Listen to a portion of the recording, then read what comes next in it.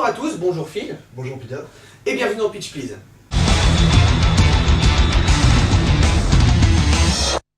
Donc Pitch Please, cette nouvelle émission où moi-même et Phil Coyote, ici présent, avons décidé de critiquer chaque semaine un film à l'affiche pour vous encourager ou pas à aller le voir. Cette semaine, on a décidé de s'atteler à critiquer Expendables 2.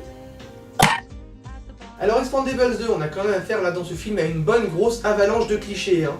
Je pense notamment à l'équipe composée, l'équipe Benetton, quoi, l'équipe composée d'un noir, d'un asiatique, d'un suédois, enfin bon, voilà. Ouais.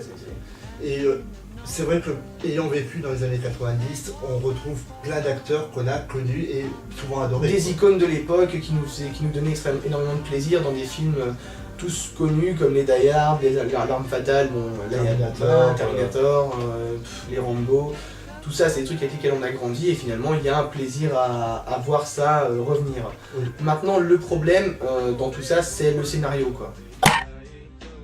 Alors un film de Simon West, à qui on doit des scénarios comme Tomb Raider, Oui, Les Ailes de l'Enfer aussi. voire même La Chute du Faucon Noir. Voilà.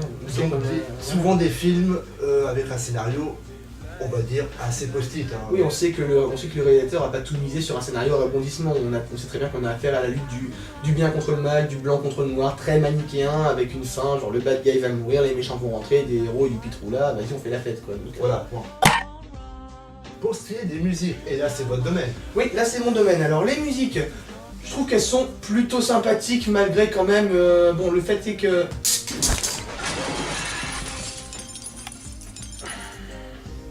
Le fait est qu'elles restent pas spécialement dans la tête. Je trouve que les musiques sont pas terribles en fait. Ben, il y a quand même des musiques sympas. Oui, c'est vrai que les musiques sont sympas, elles sont pas dégueulasses, mais c'est pas ce qu'on retiendra du film. Ce qu'on retiendra principalement des musiques, c'est la musique de Sergio Leone de Il était une fois dans l'Ouest sur l'arrivée de Chuck Norris, quoi. Voilà. En conclusion, ce qu'on pourrait dire du film, même si on a dit 2-3 petites choses mauvaises dessus, ça reste un film sympathique dans l'ensemble. Voilà. Oui, on retrouve tous les clichés des films des années 90, mais c'est même agréable de voir ça. Voilà, ça plaira à des gens de notre tranche d'âge qui ont grandi dans les années 90 avec des films comme Die Hard, Demolition Man, Rambo, Terminator. C'est le genre de film qu'on va regarder en se débranchant les neurones, simplement parce que c'est le plaisir de voir les acteurs mythiques ensemble dans un seul film, chose qu'on aurait attendu à l'époque. Et il y a aussi le côté de se dire que finalement, il n'y a pas besoin d'avoir des effets spéciaux de malade pour faire un très bon film. Ni un gros budget quand on regarde que ce film n'a qu'un budget d'une centaine de millions de dollars, ce qui comparé à des films comme les Twilight où pourtant le spectacle n'est pas spécialement au rendez-vous, est quand même 4 fois moins à peu près. On part sur quelque chose de relativement... voilà, on sait qu'ils peuvent faire du bon avec un budget pas forcément dantesque. Et le côté aussi qu'on peut apprécier, c'est le côté, ils assument totalement, tous les acteurs assument totalement le côté qui sont un peu des pièces de musée du cinéma. On sent que c'est un film qui a été tourné entre amis, parce que quand on voit justement le budget du film et le nombre d'acteurs extrêmement populaires qu'il y a dedans, on sait qu'ils sont venus tous soit gratuitement, soit pour un salaire extrêmement médiocre, juste pour venir tourner un film, pour le plaisir d'être entre légendes du cinéma. Voilà, je suis totalement d'accord. Donc, finalement, notre note... moi, je donnerais un 5,5 sur 10. Le film est sympathique, mais il ne m'a pas marqué plus que ça. Moi, je mettrais un 6,5, justement, pour le côté très nostalgie de ce film. Et on termine sur une petite news quant à la sortie d'Expendables 3, qui a déjà été prévue.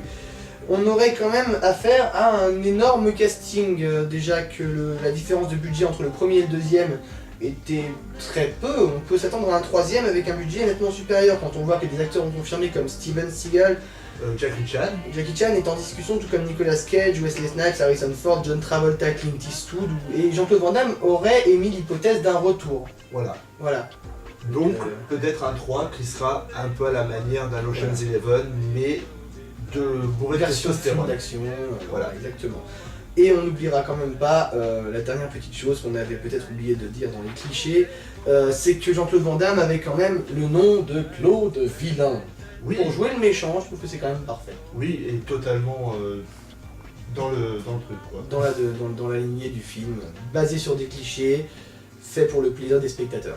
Voilà, merci à tous d'avoir suivi cette émission. Nous vous encourageons à rejoindre la page Facebook Pitch Please pour parler avec nous de votre avis sur les films qu'on a critiqués, pour suivre notre émission, nos news, Pour revoir également les vidéos. pour revoir effectivement les vidéos, les anciennes, si vous hésitez toujours à voir ou louer ou télécharger, même totalement légalement, Totalement. un film que vous n'avez pas vu et qu'on a conseillé, libre à vous. Merci à tous.